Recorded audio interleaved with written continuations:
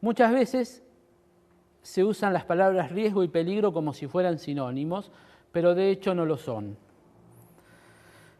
El riesgo depende de dos cosas, depende de la toxicidad y depende de la exposición.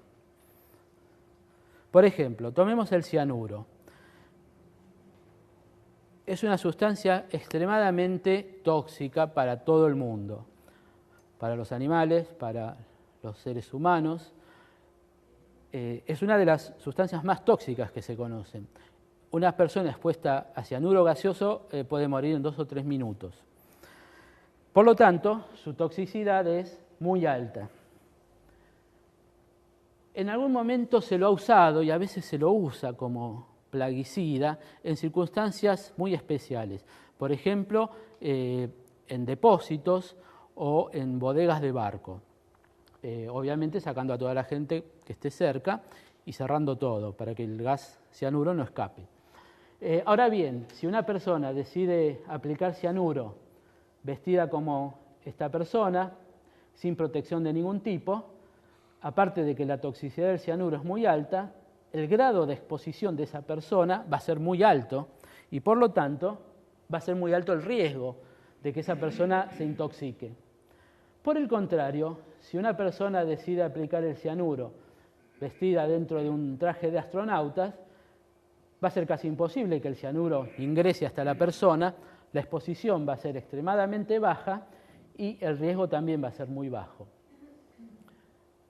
Obviamente esto es una exageración para ilustrar el ejemplo, pero esto no siempre es una exageración porque muchas veces uno puede ver aplicadores de plaguicidas que no están adecuadamente protegidos.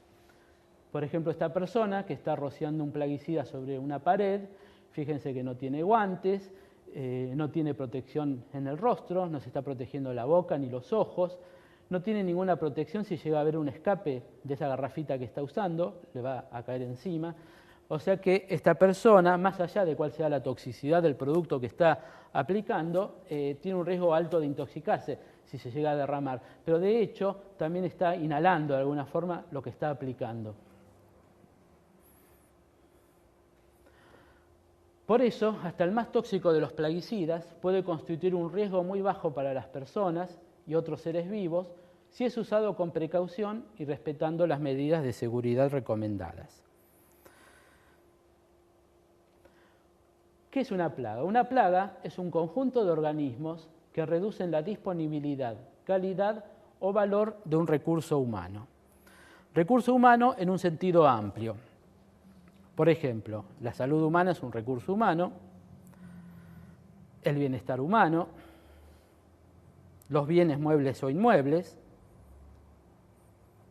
las plantas cultivadas y los animales criados para comerlos, y las plantas cultivadas y los animales criados por placer. Cualquier grupo de organismos que le provoque un daño a alguna de estas cosas es considerado una plaga. Es decir, es una definición, un concepto antropocéntrico. Está pensado, definido desde el punto de vista humano. Y de esa manera va a haber plagas de importancia sanitaria, plagas de estructuras, como pueden ser termitas. Las de salud humana pueden ser insectos que transmiten enfermedades, los mosquitos transmiten la malaria, el paludismo, el dengue, la fiebre amarilla, la fiebre del Nilo, las vinchucas transmiten el mal de Chagas, hay moscas en África que transmiten la enfermedad del sueño, termitas que se comen la madera de las construcciones, las plagas agrícolas, las plagas veterinarias y las plagas de las plantas del hogar o de las mascotas. Por ejemplo, en Centroamérica crece algodón en forma salvaje, nadie lo cultiva, nadie lo usa. Las langostas que se comen ese algodón no son una plaga. Pero en un campo de algodón cultivado con fines económicos, esa misma langosta y esa misma planta, ahí sí son una plaga. Y también 10 langostas en un campo de algodón no son una plaga, pero 1 millón de langostas sí lo son.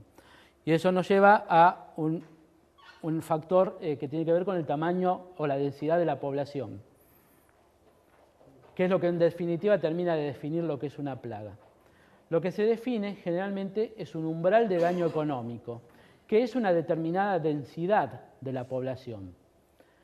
Si la densidad de la población está por encima de ese umbral, se la considera una plaga. Si está por debajo, no. ¿Y por qué? Porque si el tamaño de la población es tan grande que supera este umbral, el daño que produce esa cantidad de individuos es mayor que lo que cuesta controlarlo.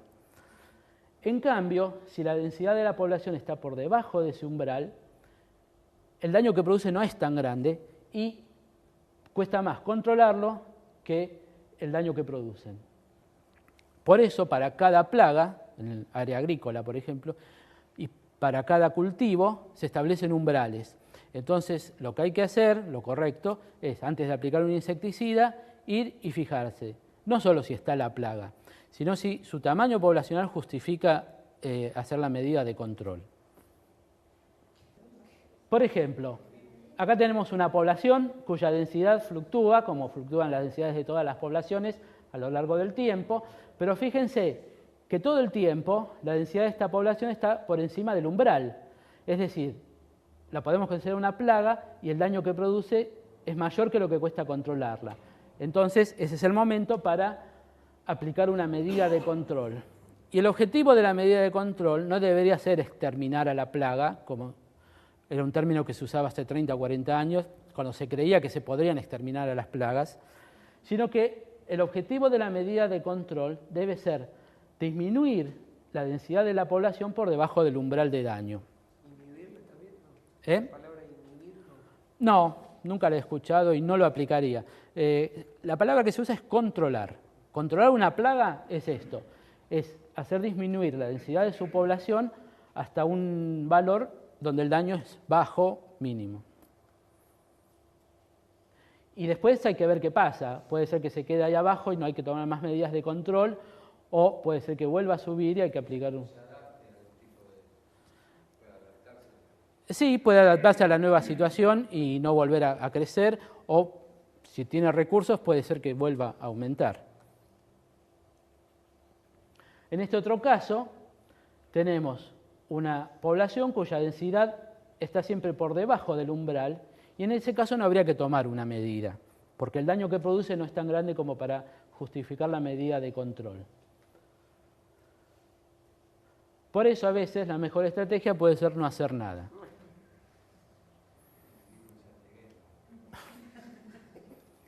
¿Y qué es un plaguicida? Cualquier sustancia o mezcla de sustancias usadas para prevenir o controlar a las plagas. Así que hoy vimos que las sustancias tóxicas se llaman tóxicos si son de origen humano, se llaman toxinas si son de origen natural, y vamos a encontrar que los plaguicidas pueden ser tanto tóxicos como toxinas, porque hay plaguicidas de origen natural y otros que no lo son. En definitiva, no hay sustancias inofensivas, pero hay formas inofensivas de usarlas. Hoy se acepta que en general la mayoría de los problemas toxicológicos causados por los plaguicidas se han debido a la ignorancia y o el uso incorrecto. Aprender a usar bien los plaguicidas es la mejor manera de disminuir al máximo el riesgo asociado con estos productos. Y llegamos al fin de la primera parte.